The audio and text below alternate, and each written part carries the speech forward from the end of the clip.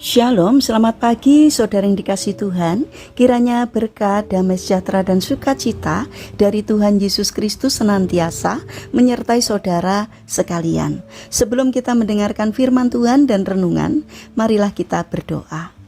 Tuhan Allah Bapa yang baik, kami sungguh bersyukur atas kebaikan dan kemurahan-Mu, karena Engkau Tuhan yang selalu melindungi dan memberikan pertolongan dalam kehidupan kami. Jika saat ini kami akan mendengarkan sabda firman-Mu, kami memohon Tuhan mengurapi kami dengan Roh Kudus-Mu, agar kami dapat mengerti dan memahami apa yang Tuhan sampaikan kepada kami. Dan biarlah firman-Mu selalu membimbing kami di dalam kami menjalani kehidupan ini, sehingga apapun yang kami kerjakan seturut dengan pimpinan-Mu. Terima kasih Tuhan. Di dalam nama Tuhan Yesus Kristus kami berdoa. Amin.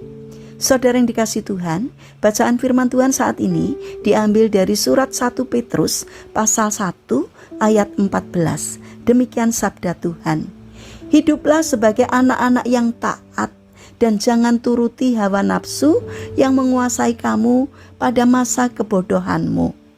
Tema renungan saat ini adalah musuh terbesar. Saudara yang dikasihi Tuhan, Mike Tyson adalah seorang petinju terkenal di era tahun 80 hingga 90-an. Ia dianggap sebagai petinju yang tak terkalahkan. Namun di tanggal 11 Februari tahun 1990, secara mengejutkan, Tyson kalah KO oleh petinju tak terkenal bernama James Buster Douglas. Pasar taruhan waktu itu mengunggulkan 42 lawan 1 untuk kemenangan Tyson.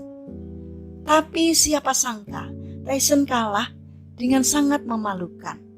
Apakah Buster Douglas adalah petinju hebat? Sebenarnya tidak juga. Hanya saja waktu itu Tyson memang tidak mempersiapkan dengan baik pertarungan tersebut. Ia menganggap remeh lawannya, sehingga bisa dikatakan sebenarnya Tyson kalah melawan dirinya sendiri. Saudara yang dikasihi Tuhan, dalam kisah di Alkitab ada seorang tokoh namanya Simpson. Simpson adalah manusia terkuat di dunia saat itu. Tidak ada yang bisa mengalahkan Simpson.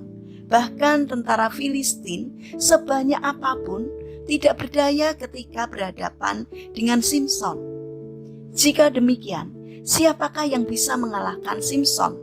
Apakah itu Delila? Secara fakta memang Delila yang membuat Simpson bertekuk lutut hingga kekuatannya lenyap.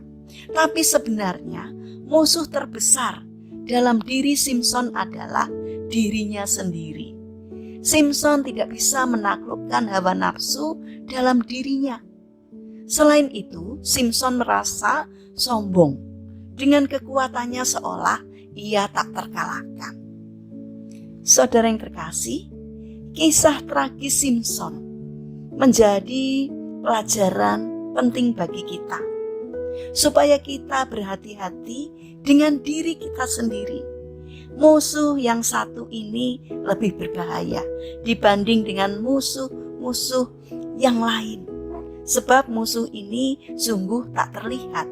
Sebab itu, izinkanlah Kristus untuk memerintah dan berdaulat penuh atas kehidupan kita. Inilah satu-satunya cara untuk menaklukkan ego dan manusia lama kita. Mintalah hikmat dari Tuhan, supaya kita diberi kemampuan untuk melawan ego, kesombongan, dan juga hawa nafsu kita sendiri, sehingga kita hidup di jalan Tuhan. Mari kita berdoa. Tuhan Yesus yang baik, kami memohon ampun jika kami sering merendahkan orang lain dan menganggap diri kami lebih hebat dari mereka. Lepaskanlah kami ya Tuhan dari kesombongan. Ajarkanlah kami untuk menjadi pribadi yang rendah hati. Bapa yang penuh kasih, saat ini kami mendoakan bagi mereka yang mengalami permasalahan dan kesulitan hidup. Kiranya Tuhan berkenan hadir untuk menolong mereka. Bagi mereka yang sakit, Kiranya Tuhan memberkati setiap upaya yang mereka lakukan. Kiranya Tuhan juga berkenan untuk menjamah dan memberikan kesembuhan.